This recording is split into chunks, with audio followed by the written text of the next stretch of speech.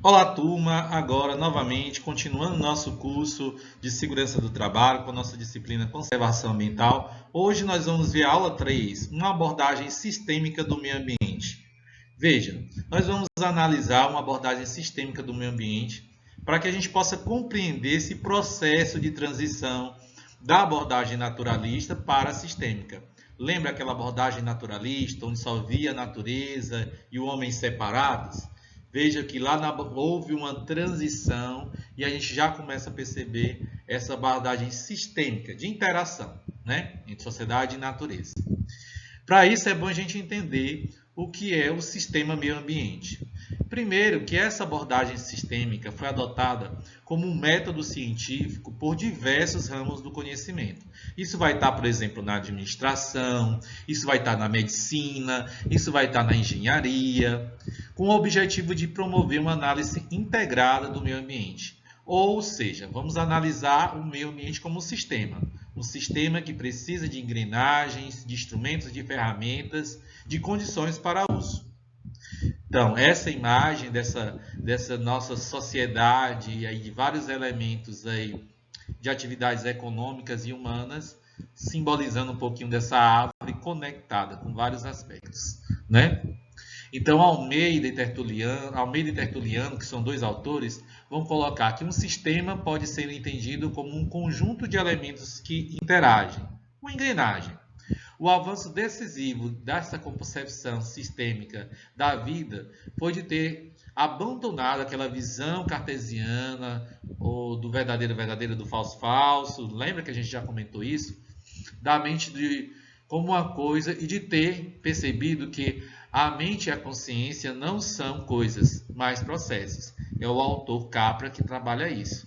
O processo é sempre uma palavra que tem um significado importante nessa temática ambiental. O mesmo autor vai falar que sistemas vivos incluem mais do que organismos individuais e suas partes. Eles incluem sistemas sociais, famílias ou comunidade e também ecossistema. O mesmo autor vai colocar que muitos organismos estão não apenas inscritos em ecossistemas, mas eles mesmos, os ecossistemas complexos, contendo organismos menores que têm considerável autonomia e então estão integrados harmonicamente com o todo. Isso faz me lembrar de várias situações. Aqueles animais menores que a gente pensa que não tem nenhuma função na natureza, de repente, quando eles deixam de existir, são extintos. Será que os predadores ou as presas não vão também interferir nesse ecossistema? As abelhas é um bom indicativo disso. Quem sabe em sala de aula a gente possa compartilhar mais exemplos. Então, todos esses organismos vivos são totalidades cuja estrutura específica surge de interações ou de interdependência entre as partes, que são as conexões, né? Nosso corpo é um sistema.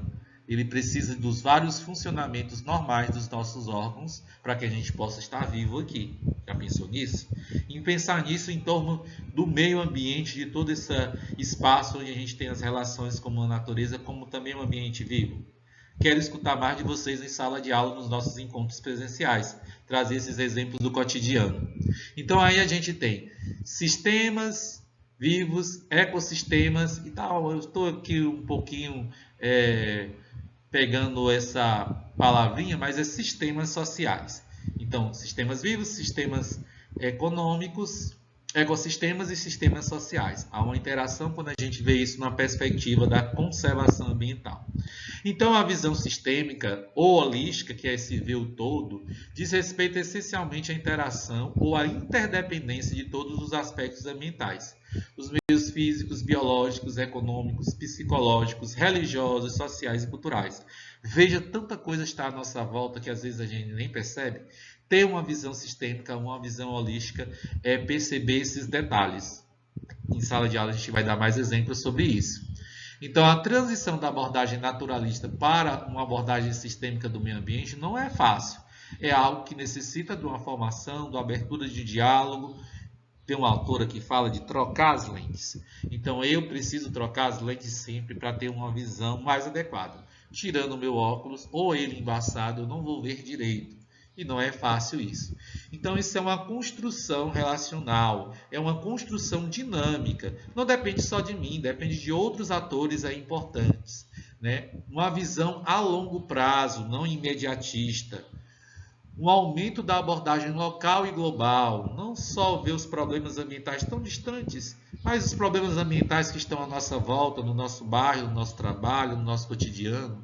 Um planejamento de diversas soluções, problemas sempre existirão, mas respostas precisarão ser elaboradas e produzidas. E o desenvolvimento de um processo multidimensional, interdisciplinar e transdisciplinar. Veja, nós vamos compreender melhor essas palavras a partir das leituras e aprofundamento dos textos. Daí a gente diz que essa abordagem sistêmica de um problema ambiental, você vê várias variantes, né?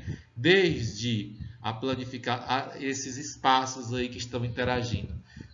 Estado, planificação, programa de ação, avaliação, divulgação, informação. Veja que é um ciclo, né? Em que você tem várias outras características dentro desses temas principais, que vão interagir dentro dessa possibilidade de resolver um problema ambiental, que pode passar pela identificação desse problema, da coleta e análise de dados, da definição do problema, da identificação e avaliação das soluções, da elaboração de um plano de ação e da sua implementação.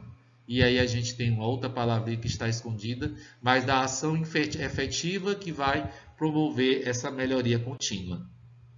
Daí, das importâncias do nosso componente curricular é perceber que pode sim existir um equilíbrio ambiental. Olha que interessante, um pouquinho do resumo da nossa aula de hoje, porque a gente pôde perceber que a partir do momento em que o meio ambiente passou a ser analisado de forma sistêmica, mais atenção foi dada à questão ambiental, buscando assim um equilíbrio ambiental.